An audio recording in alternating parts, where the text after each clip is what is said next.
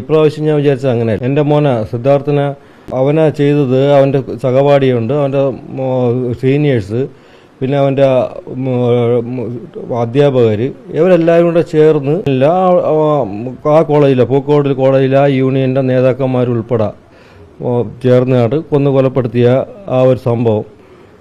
അത് ഞാൻ വിചാരിച്ച് ഇനി ഇങ്ങനെ ഒരു പാർട്ടി അല്ലെങ്കിൽ അവനെ കൊന്ന ഒരു പാർട്ടി ഇനി ഒരിക്കലും ഈ കേരളത്തിൽ എന്നല്ല ഇന്ത്യയിലെ പാടില്ല, അവരിനി ഉണ്ടാവാൻ പാടില്ല. ആ ഒരു ചിന്തയായിരുന്നു എനിക്കുണ്ടായിരുന്നത്. അതുകൊണ്ടാണ് ഞാൻ ആദ്യമേ പറഞ്ഞത്. അപ്പോൾ എൻ്റെ വ്യക്തിപരമായിട്ട് കാര്യമാണ്.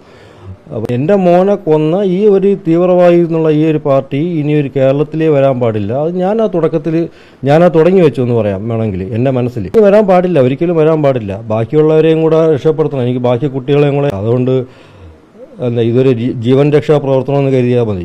അല്ലാതെ യവന്മാരൊക്കെ പറയുമ്പോഴുള്ള ജീവൻ രക്ഷാ പ്രവർത്തനമല്ല, ഞാനാണ് തുടങ്ങി വെച്ചത് ഈ ഒരു ജീവൻ രക്ഷാ പ്രവർത്തനം.